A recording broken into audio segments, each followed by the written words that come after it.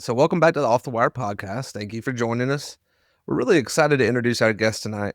She's taken a really interesting road to get into cybersecurity, and we're looking forward to picking her brain about how we can better get others to understand the importance of cybersecurity. That's something that's always a tough thing for us.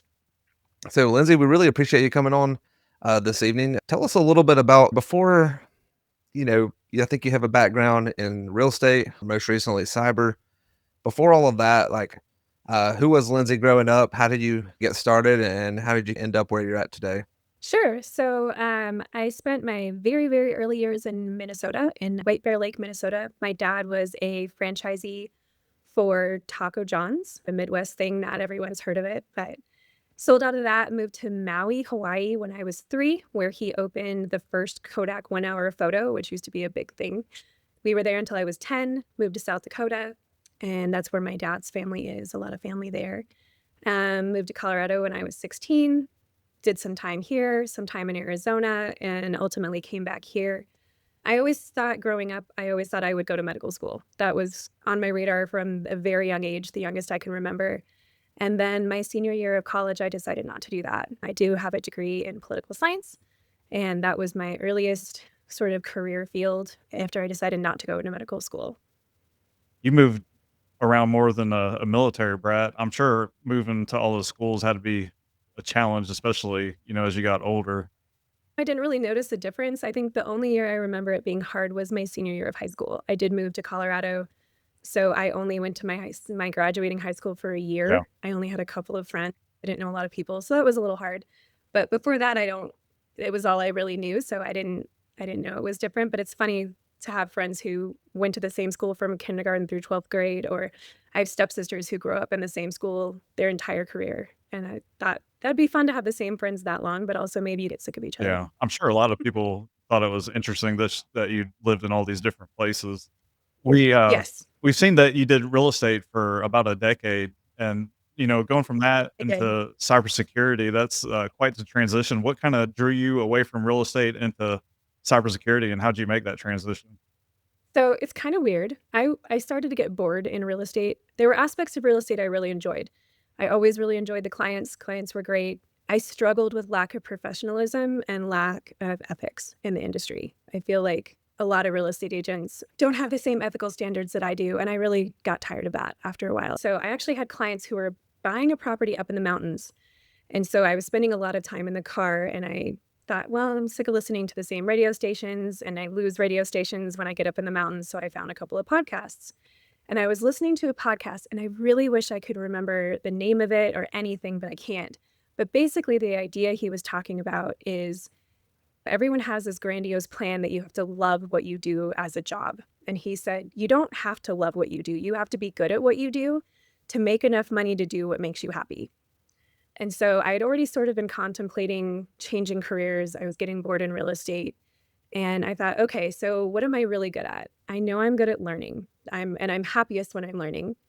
And my stepfather had been in cyber for a very long time and had brought up several times that he thought I would be good in cyber, even though I don't have a technical background. And he had said again several times, as a woman in cyber, you could make really good money and you could be very influential. And I think you'd be really good at it. So I thought, well, why don't I just take a couple classes and see what I think? Full disclosure, I also contacted the medical school in Denver and talked about options to actually go to medical school and found out that my college degree was expired. I was too old and I'd literally have to start over from the Oh, beginning. wow. But I wouldn't live long enough to pay off student loans for medical school. So I enrolled in a cybersecurity program at Colorado State University, and I was able to do classes online, and so I could still work real estate at the same time. And I got through my Sec Plus prep class, and I found that I actually really, really liked it, which surprised me. I thought, if I can be good at this and make good money, then I can go use that money to do whatever makes me happy, right? I don't have to love this, but it turns out I actually really do. Always helps for sure. Yeah. I wasn't really expecting to love it like I do. Not at all. So, Lindsay, you mentioned your first degree, I guess, coming in political science. Mhm. Um, Now that you're in this like cyber role, how do you think, at least your initial roles, how do you think, and maybe even to this day, how has that degree influenced like how you do the things you do in cybersecurity? I think standing where people are coming from is huge. And that's definitely a part of politics, not necessarily to be used in a positive way, but in politics, you understand where people are coming from. So you can target them where it hurts, or you can appeal to what's important to them and be manipulative, right? That's kind of how that is used in politics. But in cyber, it helps me to understand where people are coming from to meet them where they are. So, are you coming from a background where you haven't used digital devices of any kind until you were in your 40s or in your 30s, or your job every day is out in a field working your land, and so your experience is limited. And so it helps me to meet people where they are and not be judgmental at all. That I think is the biggest. I bring patience and lack of judgment with me to this career. For some reason, patience is a virtue that I was given, and I can be incredibly patient, and I think that makes a big difference. I think that's something that you'll find, not all, but I think a lot of people in technology and cyber kind of lack and are not the greatest at empathy. I mean, honestly, I struggle at it. Yeah. I have to do an extra effort on it. So I definitely think that gives you a leg up in the field. In the areas, and I think that's part of why my boss hired me. I think that's why he brought me in, because I didn't have experience, but he saw that I was able to quickly understand where people are coming from, meet them where they are, and educate them. That also comes from a background in real estate, is you have to be able to get literally anybody from A to B in 30 days if they want to buy a house. Yeah, And I can do that. that's interesting. I see you went Yeah. back to school. I too. I went to school. I went back to school like as a, I don't know. I guess it was still a young adult, but it was older than everyone else that I went to school with. So how Mhm. was that for you? And going back to school for cybersecurity, and just really what was that experience like trying to take on a whole new career path? It was so much better than the first time around. I went to college kind of the same age everybody else did, and when you're a young adult learning how to be an adult and going to school and living on my own for the first time in a state where I didn't know anybody, school wasn't my priority. And this time it was. And so I felt like I took it a lot more seriously and I focused a lot better. I had to budget my time carefully because I was still working a full-time job and raising a teenager who was also in college. So that was fun that we were in college at the same time. She had to help me through a math class. So, yeah, I really enjoyed it, and I wish that I had gone through college the first time with that attitude. Yeah, I was definitely too immature right out of high school, and I didn't go to college initially. And anyways, it was the best thing for me. Just I wasn't ready, but when I was older and I went back, I was ready and definitely took it seriously. I think most kids aren't ready for college right out of high school, not at all. So your bio says that you teach cybersecurity in plain language. What have you learned about how people actually absorb security concepts? So, I've actually done quite a bit of research on this. People learn in different ways, and some people learn by listening, some people learn by seeing, some people learn by hands-on, some people need repetition. Everyone learns in different ways, and so what I've actually learned is it doesn't matter if they know how they learn. What matters is that you offer the information in a variety of ways and that they will naturally gravitate towards the way that they learn best. I do my best when I teach to offer that same information in a couple different formats. So if you want to listen to me talk about it in a classroom setting, great. If you need the information on a handout so you can read it on your own time at your own pace, that's great. If you need to use a worksheet during the class to help you follow along and answer questions, if you need to participate in a hands-on activity, maybe we need to sit down together with your laptop or with your phone and walk through the process together of identifying a phishing email, how to block it, things like that. I just try to offer different choices, and I find that they don't need to know why they learn best in a certain manner. They just know that they do, and they'll gravitate towards that naturally. Yeah, that's funny. It reminds me of what someone told me. I kind of thought it was silly. We all kind of know a little bit about Mote before. There was one Mhm. where we did the training. It was literally a game. It was just like a little fishing game. And anyways, I expected people to get upset and it was kiddish or whatever. But I had two people that took it and they said I learned more from that than anything. So it is Yeah, interesting. People absolutely. learn on different methods. And anyways, Absolutely. that's a good attack on that is to do it in different methods. And gamification has a very valid place in cybersecurity education, for sure. Yeah, I think getting people competitive in some way, at least in other ways. We have not done this in cybersecurity, but I think we probably should. But in other ways, they, as soon as you get anything competitive, they wanna be the person that comes out on top. I know earlier this year we did an episode on Verizon's DBIR, and in really almost every security report, it really talks about how many cyber attacks really come specifically from human error. Sometimes it's phishing, sometimes it's just configuration issues, things like that we as humans mess up. At the same time, I feel like a lot of people focus on technical solutions. Why is that? Why do we underestimate the human side of cybersecurity? I think it's because we put more value. We think that that technical solution is smarter, faster, better than we are, when in reality, it needs to be parallel.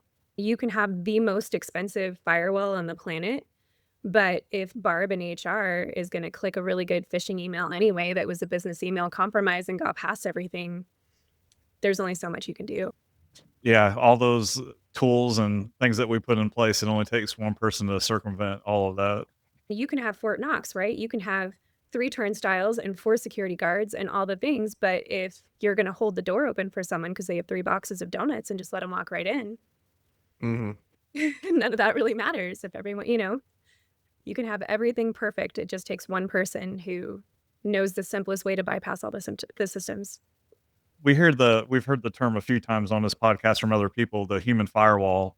So for the human firewall at people's organization, like what's one tip that you would give an organization on how they can improve their human firewall? My favorite thing in cybersecurity education is micro training. So instead of training your human firewall once a year for 2 hours, they need to be trained a little bit here and there all the time. So that might be a fish test 1 week a month, and then there's a class another week a month, and then you have a game that they could play, and they have different activities, things like that. You can't talk about cybersecurity once a year and expect it to work the whole year. That's not how human brains work. So micro training, offering training in different formats so that people can choose a format that works best for them will go so much further to strengthening your human firewall. Yeah, that's one thing. I mean, I'm not gonna lie, we do have a big focus on that annual thing. We do a few other things, but we really need to step up our game and make that more frequent. I definitely see that. Lindsay, I think all of us struggle a bit with, we talked about patience earlier, but I think even beyond patience, trying to train people through various cyber classes and training without having to resort to fear. Like it's just one click, and we all know it is one click. But how do we how do we take a better approach to education instead of just fear mongering and kind of just always telling people about the negative and kind of focusing on maybe how they can be the positive? I think culture and trust are how you do that.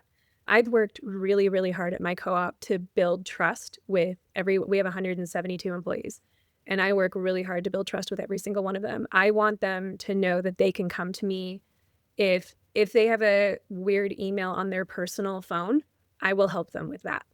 If they if they clicked something, they need to know I'm not going to yell at them. I'm not going to berate them. I'm not going to belittle them. We're going to sit elbow to elbow and we're going to figure it out. And at every opportunity, I remind them of that. Please come to me with any questions. Please let me know if you click something. I promise you're not going to get fired. You are not the first person and you won't be the last person. I promise. We've had incidents at the company and we're very open about it when we do. Here's what happened.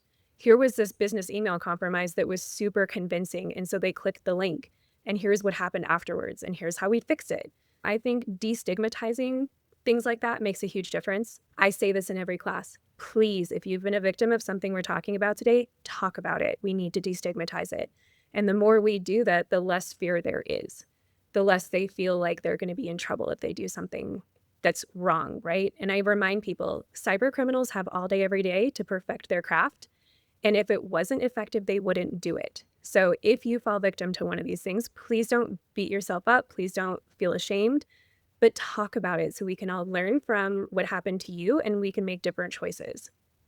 And I think making that part of the culture. So when someone does something like reports a really good phishing email, sometimes I will send it out at a memo to the entire company. And with their permission, I will give them a pat on the back. This guy caught a really good phishing email that I might have fallen victim to. And let's learn from why he phished it. What were the red flags?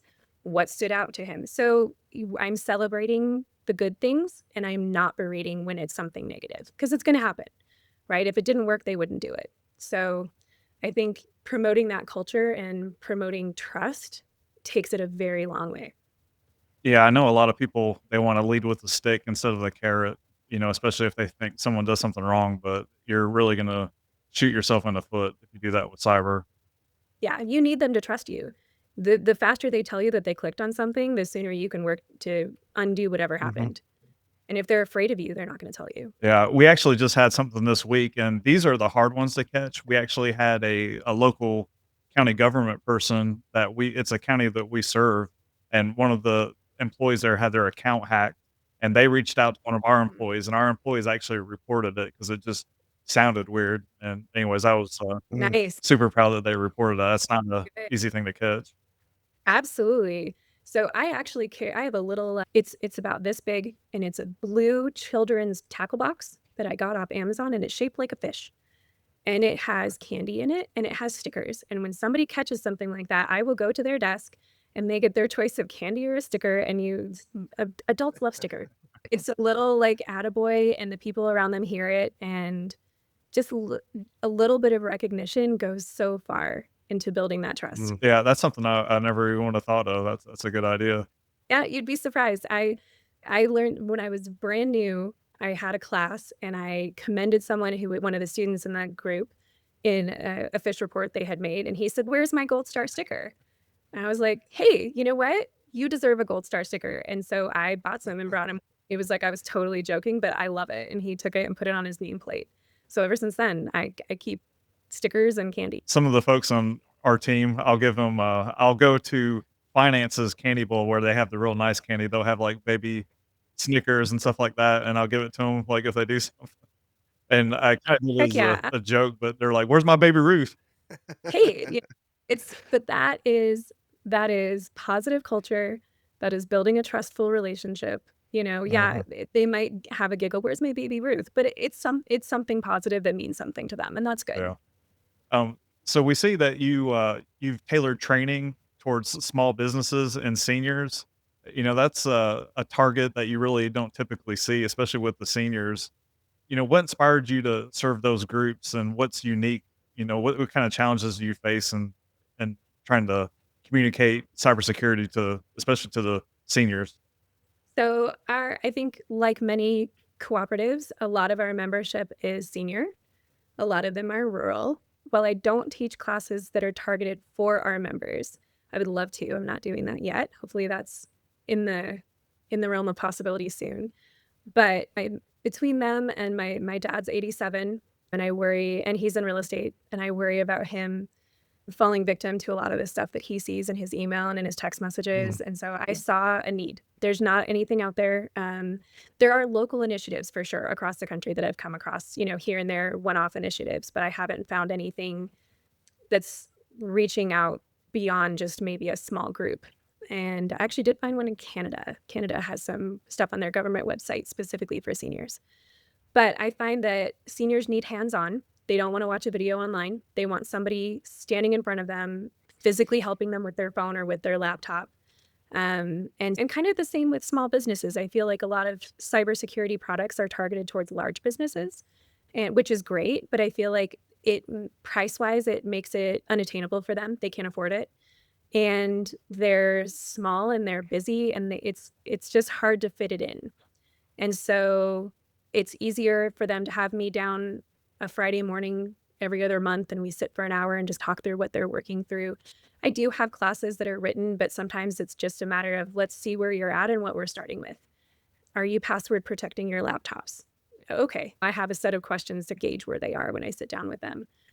For seniors, it's again, it's just basics. It's just the basic things we want everybody to know, password security and things like that, but having someone who can be patient with them, who can answer their questions without getting frustrated, things like That makes a big difference. And I find my seniors surprise me in the questions they ask and the things they want to learn. They want to learn about AI. They want to learn how to use ChatGPT. They want to know what they can do with it, which I think is great. I had a lady about a year ago. She's, I believe, in her early 90s, came up to me after class and she said, "If I bring you my husband's iPad, can you show me how to look at his browser history?" Oh boy. If you have the password for it and you want me to show you how to do that, we can do that. My seniors surprise me in the things that they ask help for. They want to learn, how do you text a picture? How do I download my banking app? Things like that. And they need hands-on help, especially the ones who are still in charge of their finances. And especially my seniors who are caring for a spouse who is maybe in some sort of mental decline, and they're Mm. worried about them getting into trouble. I talked to a member recently whose husband had had a stroke, and every time she left the house, he would answer the phone for whoever called. She came home one day and he was giving out their bank account number. He would go online and click everything. So we talked about putting parental controls on the laptop he was using, setting up some safeguards at their bank so he couldn't spend more than a certain amount of money without her signing off on it. Just things that nobody wants to talk about that are hard when you're dealing with someone who's in that type of situation. You sound like an angel after all those things. I mean, that really is it's a big deal, and, I mean, we all got family that have had, like, a Facebook account that has Mhm. been hacked or something like that. So, anyways, that's great that you're doing that, and the fact that they're asking questions, I mean, that obviously you've got them engaged. It's great. It's great. It's usually, I find it takes, like, usually the first class, they're quiet. The second class, they've met me, they know what to expect. They've thought about questions since the last time they were there. And then after that, the engagement is excellent. So for anyone else out there who's trying to do this, my best advice is it has to be more than once. Do that Mhm. first 30-minute class, do the next one in 2 weeks or 3 weeks or whatever you're going to do, because that's when you're going to get the engagement. That first time they're testing you, they want to see if they can trust you. But after that, you'll really get engagement. And the thing is, their kids and their grandkids have probably been telling them the same stuff for years. But because I'm a professional, they listen to me. And I'm telling them probably verbatim what they've already been told. But they trust me. And that helps a lot. I gotta know, did you have a student after that other student come in and ask you how to delete their browsing history? I did not. No, but she did bring her husband's iPad to the next class. She did. Oh, man. I Yeah, know. he's gonna be in there someday when he figures that out. No, I was joking. I haven't met him yet. Maybe he's too embarrassed. He doesn't want to come in. Hopefully it was all she just wanted to protect him. I didn't look through it. Let's take a quick break. I'm really enjoying the conversation. So for our listeners out there, if you are as well, make sure you follow us so you never miss an episode. And make sure you stay connected to us. We really like the conversation, like to hear feedback from our listeners, and share the episodes if you find value in them. We're trying to help the podcast grow to get awesome guests like Lindsay, and we can do that with you guys helping us along the way. Lindsay, one of the things we want to talk with you about is ISSA. And I know sometimes acronyms have like a cadence. So if I'm wrong on that, just correct me. But what is ISSA and like what's the mission behind it? So ISSA is the International Safety and Security Association. There are chapters all over the world. We have a wonderful chapter here in Colorado Springs. I believe our membership is around 450. And the mission is to support cybersecurity professionals and also to welcome and support incoming cybersecurity professionals, so those who are students. And we don't discriminate when it comes to students. So we've had kids in elementary school all the way up through college and PhD and Mm. beyond. And it's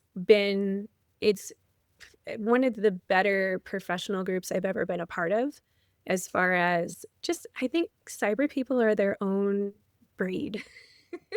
They're a little goofy, they're a little crazy, they're a lot of fun, they're all very intelligent, but we all seem to have the same drive to support each other and lift each other up. And that's what I love about this industry so much. That's awesome. I think we might even be able to throw a bigger lasso and just say IT people, but on that, but I would agree with. we were joking one day. I think it was lunch one day. And we were like, who is the one least likely to be considered an IT person? We're like, we all give it away in some way. I like that though. Yeah, I like the idea of the community too. That's something that especially in cyber, whenever there's a lot of pressure on a cyber professional, especially a smaller environment where you feel like the weight of the company is on your shoulders. Having that group of people that you can kind of bounce stuff off with, and sharing the burden is a really, really good thing. Agreed. So taking part of ISSA, how has that helped you grow as a communicator and a leader?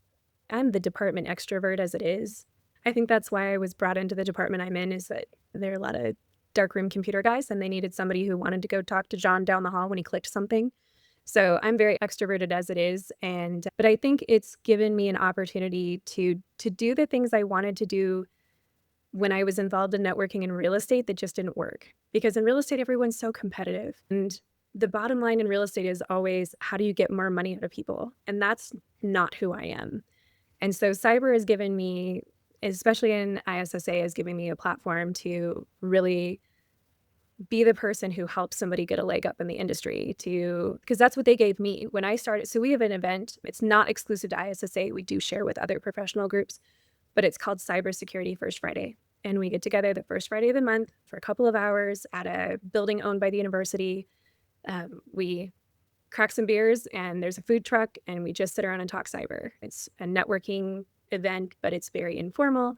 And so when I was new to cyber, I found that group, and they helped me build a better resume. I met people who coached me before I had job interviews. Our job opportunities there, that's actually how I got hired. My bosses were having a hard time filling my position, and someone said, hey, you should go down to Cybersecurity First Friday, and that's actually where I met them.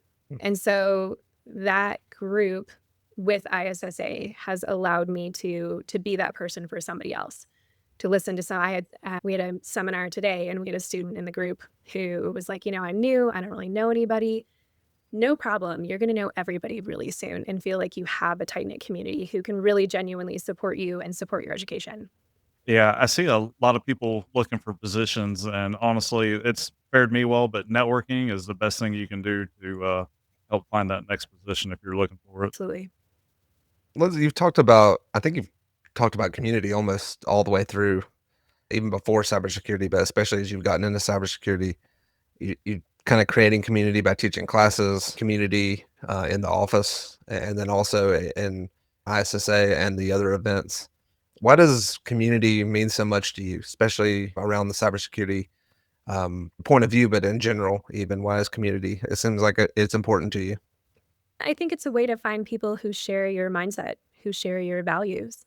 The world is so divisive nowadays, and it's so extreme on one side or the other. And I feel like in this community, that doesn't matter. It doesn't matter what side of the political divide you're on. We're not divisive. We're not extreme. I can find people who have the same system of values that I do, and I can take that a step further into the cooperative cyber community. Being in a cooperative is the first time in my life that I felt like I'm working for a company that matches my values. Money is not the be all end all. I love that in my cooperative, money isn't first. Safety is first. Members are second. Money is still on the board. Of course it is. It has to be. Otherwise, you can't run a company. But I spent 10 years in real estate fighting that money wasn't the priority all the time. And that is not part of that culture. Money is superior in that culture. And I love that in the cyber community, it's not. So I've definitely found a home with people who believe what I believe when it comes to values, taking care of other people, looking out for those who can't look out for themselves, value in education, all those things in this community. And I think it's really important to have that. In my old position, I worked with several females. Matter of fact, my boss's boss, Debbie, she was one of the best leaders I've ever had. But we really don't see a whole lot of women doing cybersecurity. What would you say to encourage more women to get into cybersecurity and get involved in this space? I would say that you are needed. Women in cyber are needed. I also don't like to play the gender card. I feel like it shouldn't be as important as sometimes it is.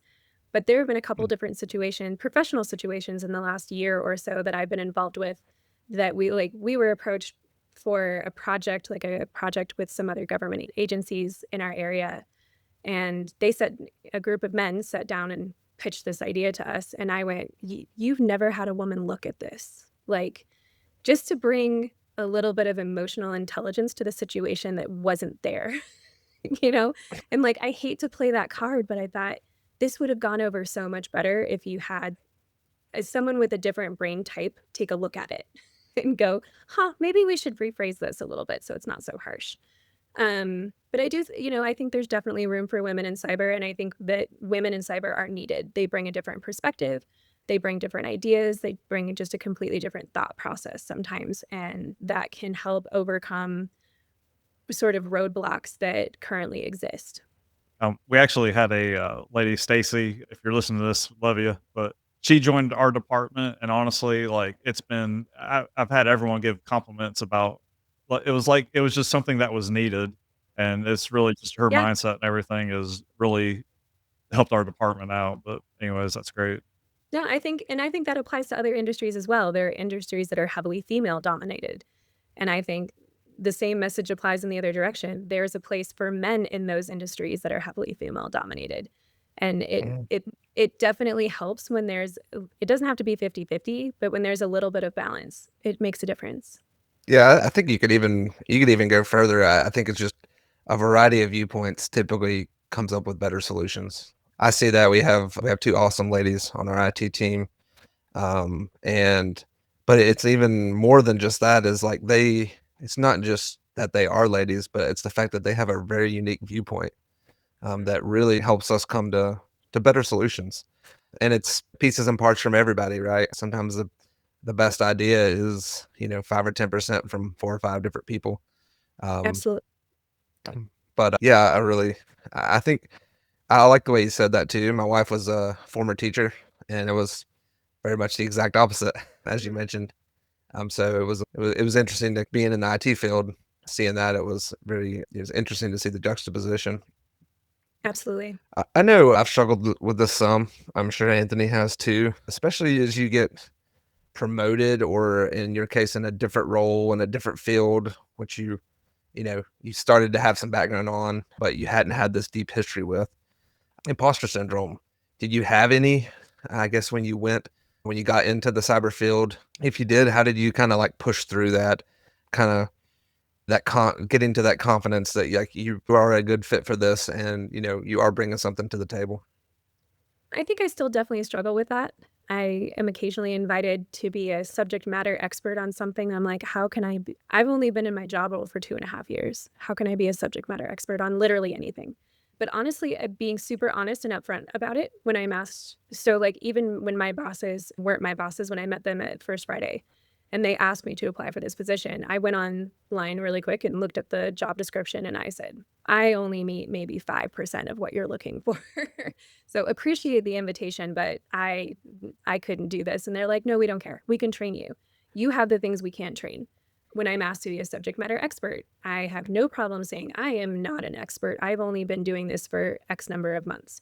I'm attending something in a couple of weeks that they need someone who's a subject matter expert on OT and SCADA. And I have super limited, I've been working on my education, but I have very limited hands-on experience. We just started our OT program in March. I'm very, very limited. So I think being super open and honest and upfront about that helps me because then I'm not worried about people having unrealistic expectations. I set the expectation for them. And as long as they're okay with it, then I'm okay with it. But I think that helps. Also, my daughter, I raised a profoundly gifted child who's now an adult. And I watched her struggle so much with imposter syndrome over the years and actually did a lot of research to work with her on overcoming that.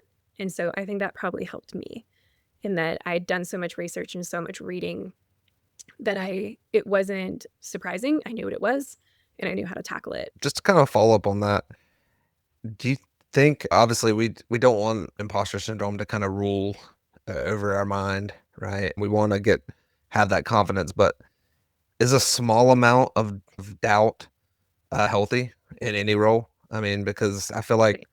sometimes if you think that you know everything, like you don't do the research, you don't put in the time. To your point, Absolutely. I am a firm believer in I don't want to be the smartest person in the room.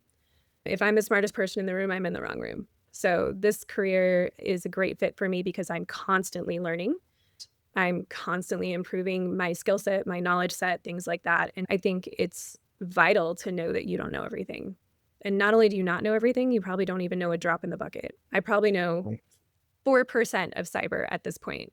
There's vast amounts that I'll probably never even hear about because there's so much out there to learn. So yeah, I think it's super important to have that attitude. I met Lindsay at a NRECA meeting, and I can definitely tell you she's a SME. Anyways, as soon as I heard her talk, I was like, I need to go over there and talk to her. And anyways, I introduced myself. So, anyways, you're definitely a subject matter expert.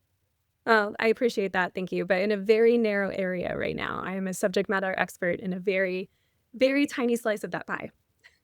That's all that matters. Like you said, cybersecurity it's so large. You know, you can't be an expert in everything in it. But awesome. Yeah. Awesome. Forever learning. That's what's awesome about it. Mhm. You know, things are changing drastically in either technology and cybersecurity, but what's one thing that you think we'll have to do differently in the next few years as far as making security awareness more effective? I'm going to go back to my original answer, micro training. I think we've got to change the way we train employees. We have to change it. Too many companies too many companies aren't doing anything, right? Too many companies don't have any type of regulation over them that forces them to do at least an hour of training a year, which is terrible. But if it's that or nothing, of course, I'd rather you do that. But I think we have to change the way we train employees. We have to do better. It has to be better, more often, targeted, relevant. That has to change. Yeah, I agree. So I think like you're talking about that change really relates to this question. Are there any technology trends that are coming up that you're especially excited about, maybe as an impact to that? Or vice versa, like, are you worried about some of the upcoming technology as far as it relates to, how effective training can be? I think I'm probably in line with everybody else, and that I'm both excited about and afraid of AI and all the changes that it's bringing and how quickly those changes are coming. I think your average end user understands about 0.5% of what AI is actually capable of. And, we as professionals know that it's been in the industry for years. It's part of most of the products that we use on a daily basis, and it's integrated into everything. But now that end users are becoming more and more aware of it or using it more, don't have a healthy fear of how things work and what's going to happen. I'm taking every opportunity I have to educate my end users into what's safe in a work environment, what's safe in a home environment, that type of thing. But, this is an animal it's definitely not going away. It's only just going to get scarier and scarier. And it's getting to the point where AI deepfakes are so simple, so inexpensive or free for cyber criminals to use. And it's virtually impossible to tell. And that it's already costing companies billions of dollars a year, and that's only going to get worse. I was listening to a podcast, and I think it was actually one of the guys, and I apologize for not being able to remember his name, but he was kind of one of the people that was instrumental in the creation of AI. And he compared AI to a tiger cub. He said, right now it's a cub, and even though it still can be dangerous, it's small, but tiger cubs don't stay cubs forever. And so obviously he was, what would you say to that? Do you agree? I agree. And the thought that it's only a cub at this point is scary because it feels bigger. It feels like it's growing more dangerous Mhm. than a tiger cub. So the fact that it's only in that infant stage is scary. Feels more like a liger. Sorry, I watched too much Napoleon Dynamite. So, we've talked about micro learning and the forms of different types of learning. What's what's another thing that you could give to our listeners about how to better communicate when it comes to technology and especially cybersecurity? Meet your learners where they are. I think it's important to understand where they're coming from. Here's a good example. I rolled out a password manager in our company, and I rolled it out in small groups of 8 to 10 employees at a time. So we'd all sit together at the conference table, we'd walk through it. And so I would begin each class by saying, I want you to open the browser that you prefer on, because they have choices of browsers. And I had several different classes, employees say, "What's a browser?" Okay, so, instead of rolling my eyes and sighing, I need to go, "Okay, I'm gonna meet you where you're at. Show me where you click to go to the internet," right? Instead of being judgmental and making a snap judgment, I'm going to meet that person where they're at, and I think that is if you can meet someone where they're at without judgment and educate them from that point, that makes a huge difference. That'll take you where you wanna go. Yeah, having that empathy, that's really, just a big thing that we all need to focus on and give that extra effort on. And understanding everyone's capable of learning. Everyone is capable of learning. I taught my 87-year-old father how to video on his cell phone and then text me the video. If I can teach him how to do that, I can literally teach anyone to do anything. So Mhm. anyone can learn, but if you have someone who's at a first grade level and you're starting at an eighth grade level, you already lost them. And that doesn't do anybody any good. And they're going to be frustrated. And they might be frustrated to the point where they're like, I can't learn this. And then they're just going to mentally block it out. And that doesn't do anybody any good at all. So if you can meet them where they're at and start there with patience, then anyone can learn what they need to learn. Yeah, we've all heard someone talking, above our head or our knowledge base in a certain area, and you just pretty much check out, you can't help but do that. Yeah, absolutely. All right. Well, Lindsay, I don't know. I'm not gonna speak for Anthony, but I've really enjoyed having you on. It's actually been kind of inspiring, to be honest. Thank I you. was gonna see if you just maybe had some last words for our listeners, just some thoughts you might want to leave them with. Microtraining is the way to do it. So do some research. There's some great stuff out there. If you're using Know Before, fantastic. There are other platforms that are great as well. If you're in the cooperative industry and you're only using Know Before for fish testing, you're missing the boat. There's so much more in that. Take the time, learn how to do it, and meet your end users where they're at to teach them. So, Lindsay, I'm sure there's a lot of people that like to hear more from you. Where can they follow you and where can they learn more from you? Sure. So you can definitely find me on LinkedIn. That's a great place to reach out if you have questions about training, questions about how to improve training in your company. And then I do have a website. It's Bite Size Cyber. That's BYTE, bitesizecyber.com. I do have information about micro training. I actually wrote a white paper on micro training. You can find that on the website. And there's a contact form if you'd like to reach out to me. All right, we'll be sure to share that in our notes. Awesome. Thank you. All right, everyone. We appreciate you listening as always. Great episode tonight. Really, the time kind of just got away from us. Yeah, I think the biggest thing for me was that I took away was just meeting people where they're at. So I think that's something that we can all do a better job of. Until next time, it's off the wire. Thank you, everyone.